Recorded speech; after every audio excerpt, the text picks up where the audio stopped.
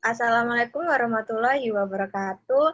Selamat sore teman-teman. Jadi kami dari kelompok Mandalika Lombok akan mempresentasikan tentang analisis SWOT yang telah kami kerjakan. Jadi sebelumnya perkenalkan, nama saya Tritika Anggraini, kemudian ada anggota saya yaitu Siska Leoni dan Wildan Afnian. Yang pertama adalah profil wilayah. Mandalika adalah kawasan wisata seluas 1.035 hektar yang berlokasi di Kabupaten Lombok Tengah, Nusa Tenggara Barat. Sejak tahun 2017, Mandalika sudah diresmikan sebagai kawasan ekonomi khusus atau KEK pariwisata yang diharapkan dapat menjadi tempat hiburan yang cukup representatif di Lombok karena dilengkapi dengan beberapa hotel dan beragam fasilitas. Nah, yang pertama adalah strength atau kekuatan. Yang pertama, ada keadaan alam yang masih indah, masih belum padat pengunjung. Contohnya, ada Kuta dan Pantai Pink. Yang kedua, kaya akan alam bawah laut yang indah dan masih alami.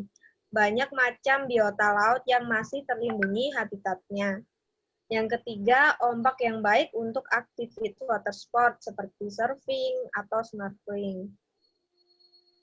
Selanjutnya akan dijelaskan oleh rekan saya, Siska.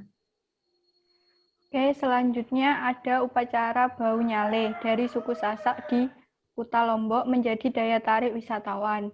Jadi Bau Nyale adalah upacara tahunan khas Sasak antara bulan Februari sampai Maret di pantai Sanger Kuta, sekitar 65 km dari Mataram. Kemudian ada tempat yang strategis. Maksud dari tempat yang strategis adalah lokasi kawasan yang strategis di mana terletak di sisi sebelah selatan Pulau Lombok dan hanya menempuh jarak 20 menit dari bandara.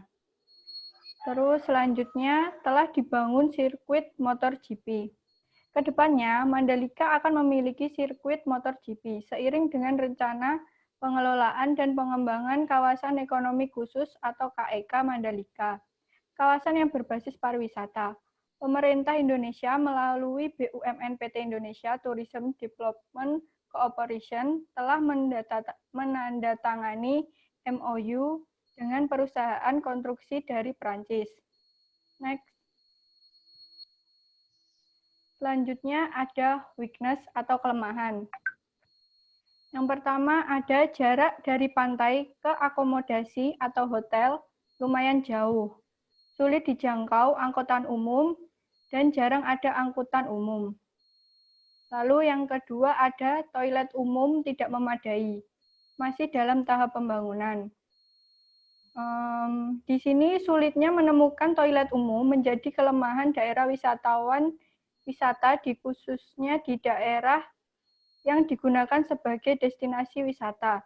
Jikapun ada toilet, masih terbilang kurang terawat karena kurangnya biaya perawatan, sehingga terlihat kotor dan terkesan tidak layak digunakan.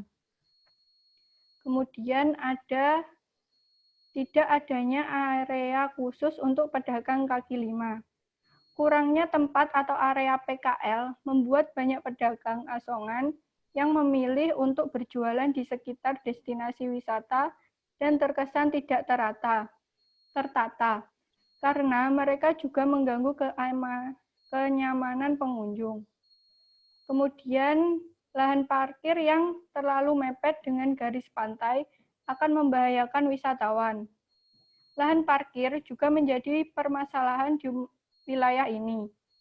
Di sini, lahan parkir kurang tertata dan sempit, sehingga banyak sekali wisatawan yang berparkir di sembarang tempat, dan jika berdekatan dengan garis pantai. Hal ini membuat pengunjung merasa terganggu jika ingin mengakses tempat wisata. Selanjutnya akan dijelaskan oleh rekan saya, yaitu Wildan. Baik, saya akan menjelaskan mengenai opportunities atau peluang. Yang pertama adalah adanya bandara internasional yang bernama Zainuddin Abdul Majid. Bandara ini merupakan bandara baru pengganti dari bandara sebelumnya, yaitu Salaparang Mataram. Mengapa diganti? Karena bandara ini lebih besar kapasitasnya dan juga bisa dilewati oleh pesawat berbadan lebar, sehingga bandara ini dijadikan sebagai akses untuk menuju Pulau Lombok. Kemudian yang kedua adalah pengembangan lokasi didukung oleh pemerintah.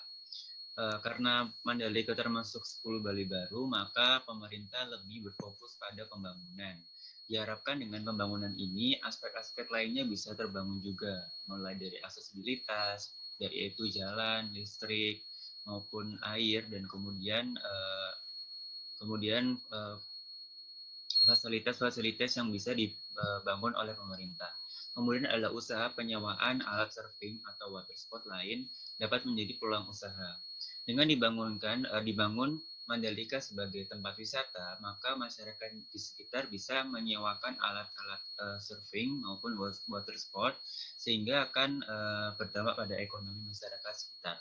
Kemudian adalah melaksanakan event bulanan atau tahunan yang bersifat tematik.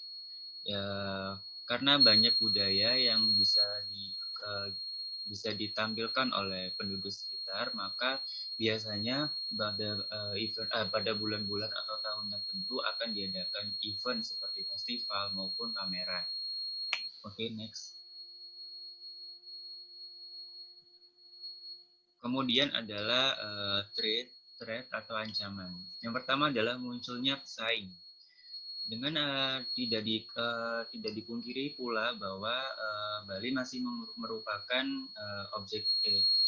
tujuan wisata yang paling menarik bagi wisatawan, sehingga apabila Mandalika tidak dikelola dengan baik, maka Bali bisa menjadi pesaing untuk wisatawan baik dalam negeri maupun luar negeri.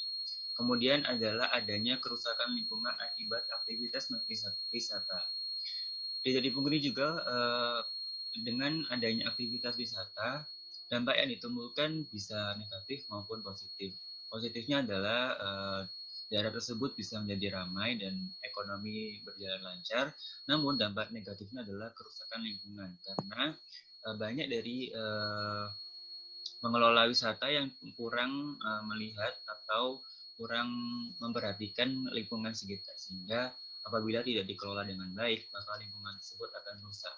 Kemudian yang keempat adalah keadaan sosial di Lombok yang masih sering terjadi kerusuhan atau tidak aman. Banyak yang seperti yang kita tahu bahwa Pulau Lombok masih terkenal dengan suku-suku, baik itu di pedalaman, yang kurang adanya kontak dengan wisatawan atau maupun kontak dengan masyarakat luar, sehingga sering terjadi kerusuhan maupun perang antar suku, sehingga hal ini akan membuat wisatawan akan terganggu dan wisatawan merasa tidak akan nyaman untuk bisa berwisata di tempat ini. Kemudian yang terakhir adalah rawan bencana alam. Seperti yang kita tahu juga bahwa Pulau Lombok ini berbatasan dengan Samudra Hindia di bagian selatan dan juga adanya Gunung Rinjani, sehingga Mandalika rawan bencana alam karena daerah-daerah di sini masih tergolong berbentuk seperti alam, maksudnya tidak kokoh, sehingga banyak dari tempat-tempat wisata yang masih rawan bencana alam seperti gunung meletus, tsunami, banjir maupun tanah longsor. Baik, terima kasih. Terima kasih teman-teman sudah mendengarkan presentasi kita. Jika ada pertanyaan, silakan bertanya.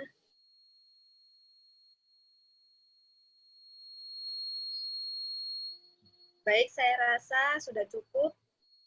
Saya akhiri. Wassalamualaikum warahmatullahi wabarakatuh.